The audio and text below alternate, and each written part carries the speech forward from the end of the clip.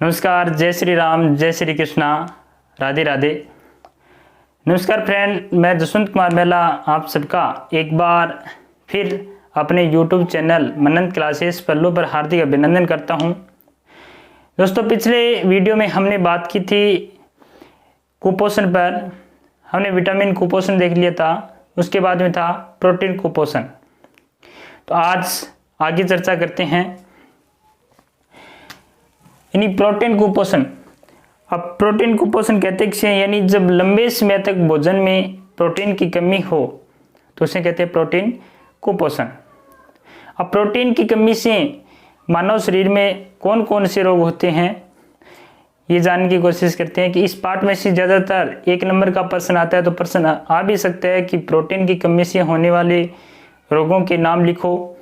तो प्रोटीन की कमी से कौन से रोग होते हैं? प्रोटीन की कमी से होने वाले रोग हैं दो, एक तो है क्वाशियोर्को रोग और दूसरा है मेर्समस रोग। कितने रोग हैं? दो, एक है क्वाशियोर्को रोग, दूसरा है मेर्समस रोग। अब क्वाशियोर्को रोग किसे कहते हैं इसके बारे में जानते हैं। तो ये तो दोनों होते प्रोटीन की कमी से हैं, थोड़ा सा दोनों में अंतर भी है कि क्वाशियोर्को रोग किसे कहते हैं कि प्रोटीन की कमी से क्वाशियोर्को रोग होता है। जब भोजन के अंदर प्रोटीन की कमी हो या लगातार हम प्रोटीन कम हो ऐसा भोजन ग्रहण करें तो उसकी कमी से हमें रोग होता है, उसको बोलते हैं क्वाशियोर्को रोग। अब इसके लक्षण क्या क्या होते हैं क्वाशियोर्को रोग के? पहला लक्षण है बच्चे का पेट फूल जाता है, यानी छोटे बच्चे हैं उनका पेट फूल जाता है। दूसरा लक्षण है भूख कम लगती है। पहला तो है पेट फूल जाता है, दूसरा भूख कम लगती है और तीसरा लक्षण है स्वभाव चिड़चिड़ा हो जाता है, यानी जो बोलचाल है वो क्या हो जाती है, अलग से व्यवहार करने लग जाते हैं, यानी चिड़चिड़ापन हो जाता है। चौथा है त्वचा पीली, शुष्क, काली, धब्बेदार होकर फटने लगती है, यानी त्वचा वो पीली, शुष्क, काली, धब्बेदार होकर के फटने लगती है। तो इसके चार लक्षण दे रखे हैं। पहला तो है बच्चे का पेट फूल जाता है, दूसरा है उसे भूख कम लगती है, तीसरा उसका स्वभाव चिड़चिड़ा हो जाता है और चौथा है उसकी त्वचा वो पीली, शुष्क, काली और धब्बेदार होकर के फटने लगती है। अभी इससे बचने के उपाय क्या है? तो प्रोटीन युक्त भोजन कराएं, यानी बच्चे को प्रोटीन से भरपूर भोजन कराना चाहिए और चिकित्सक से क्या लें, परामर्श लें। उसके बाद में दूसरे रोग की बात करते हैं, मेर्समस रोग। कौन सा रोग है? मेर्समस रोग। अब मेर्समस रोग किसे कहते हैं? जब प्रोटीन के साथ पोषण में पर्याप्त ऊर्जा की कमी हो।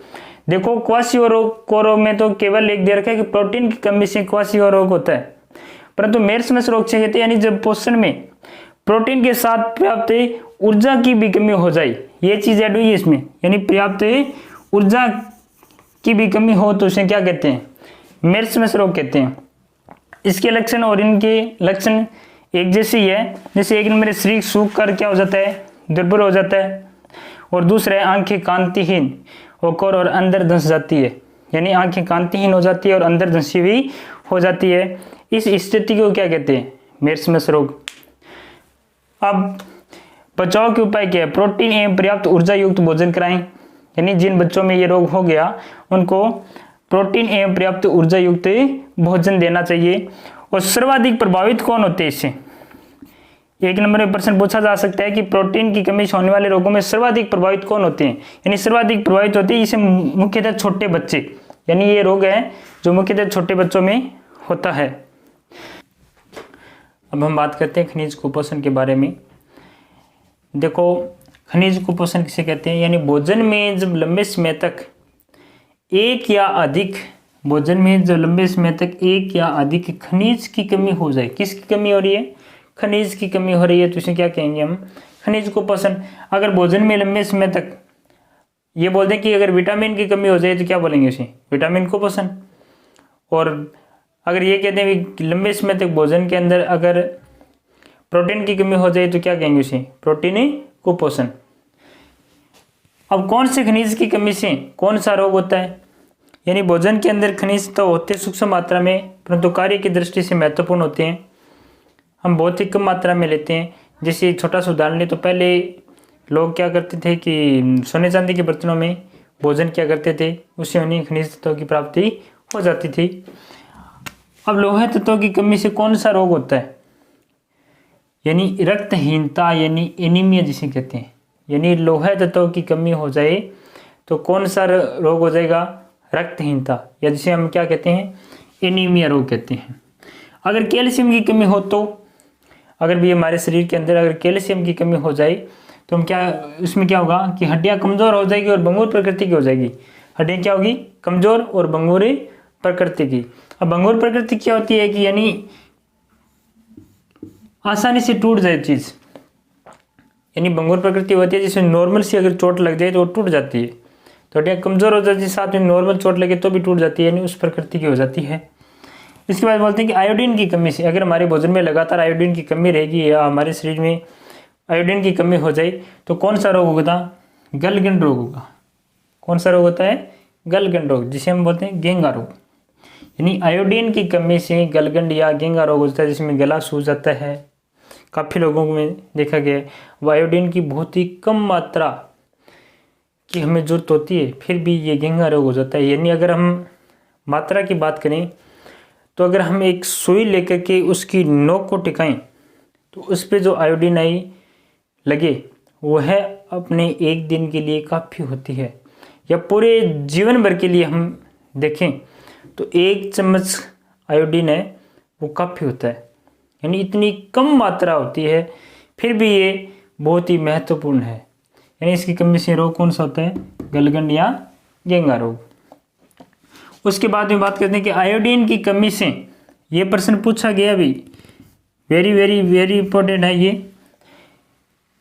कि आयोडीन की कमी से किस ग्रंथि की क्रियाशीलता मंद पड़ जाती है। आयोडीन की कमी से किस ग्रंथि की क्रियाशीलता मंद पड़ जाती है। आयोडीन की कमी से थायराइड ग्रंथि, कौन सी ग्रंथि, थायराइड ग्रंथि की क्रियाशीलता मंद पड़ जाती है।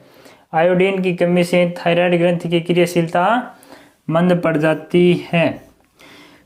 और थायराइड ग्रंथि का क्या कार्य है, थायराइड ग्रंथि थायरोक्सिन हार्मोन का निर्माण करती है। थायराइड ग्रंथि है वो थायरोक्सिन हार्मोन का निर्माण करती है। थायराइड ग्रंथि क्या करती है, थायरोक्सिन हार्मोन का। थायराइड ग्रंथि थायराइड ग्रंथि थायरोक्सिन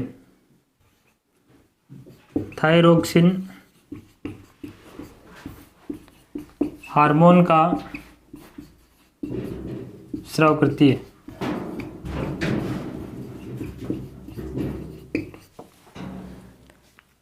उसके बाद बात करते हैं कि लोहे तत्व और रुधिर के हीमोग्लोबिन का भाग होता है। लोहे तत्व है रुधिर के हीमोग्लोबिन का भाग होता है, और हीमोग्लोबिन के कारण ही रक्त का रंग लाल होता है। ये प्रश्न भी कई बार पूछा गया है कि रक्त का रंग लाल क्यों होता है। हीमोग्लोबिन वर्णक के कारण रक्त का रंग लाल होता है। तो दोस्तों ये थी आज की हमारी क्लास, कैसी लगी कमेंट करके ज़रूर बताएं।